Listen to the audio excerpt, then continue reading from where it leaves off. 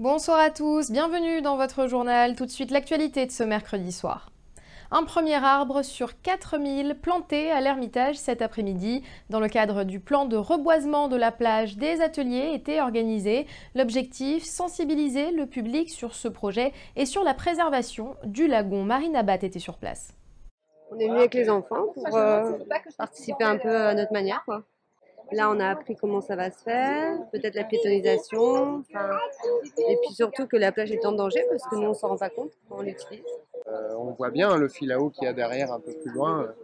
Il y a 2,50 m de racines. Il faut savoir qu'il y avait du sable qui était présent jusqu'au bout du tronc avant, donc ce sable-là, il est parti.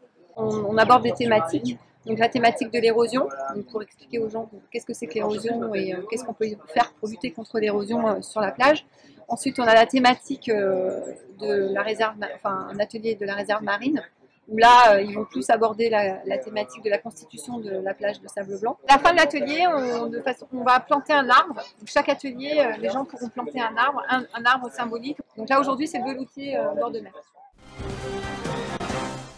Et suite à ces ateliers, la chef de projet avait rendez-vous avec le collectif de défense du domaine public maritime pour discuter notamment de la piétonisation de l'arrière-plage.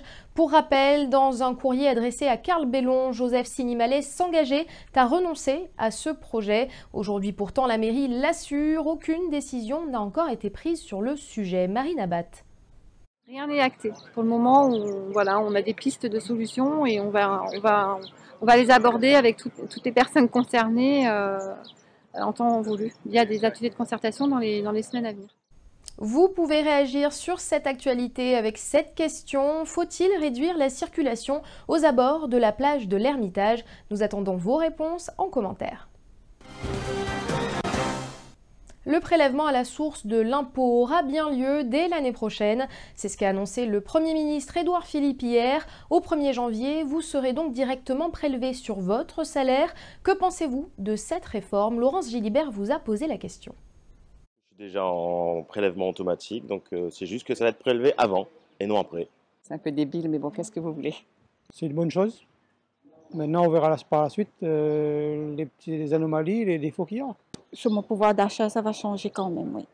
Il faut qu'on soit attentif. C'est pas une mauvaise idée sur le fond, mais il faut faire attention au gouvernement.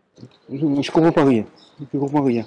Il faut expliquer, parce que tout le monde a peur.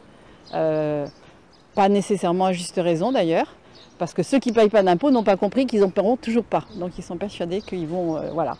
Bon, maintenant, on est l'un des rares pays d'Europe où ça ne se pratique pas, donc il est quand même temps de rentrer dans le rang, en espérant qu'il n'y aura pas de bug.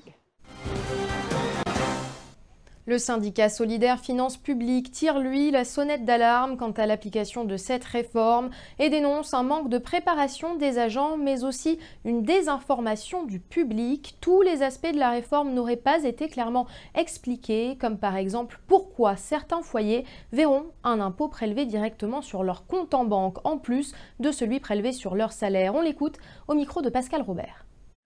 Il y a beaucoup de revenus qui ne proviennent pas d'un salaire en France. Et ces revenus-là seront imposés comme ils l'étaient avant, avec les mêmes taux. Ça, le fonds ne change pas. Mais seulement, ce sera prélevé une fois par mois sur leur compte bancaire. Donc les gens auront à la fois un prélèvement sur leur salaire et un ou deux prélèvements, selon les revenus annexes qu'ils ont, sur leur compte bancaire. Donc ils ne vont pas comprendre.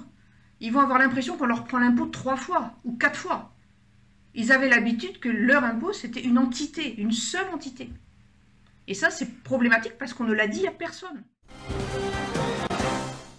La ministre du Travail, Muriel Pénicaud, a déclaré dimanche dernier que le gouvernement n'avait aucun tabou sur la dégressivité des allocations chômage. À La Réunion, le patronat se réjouit de cette déclaration. Selon le MEDEF Réunion, cette mesure est nécessaire pour lutter contre le chômage. Samuel Irlepen.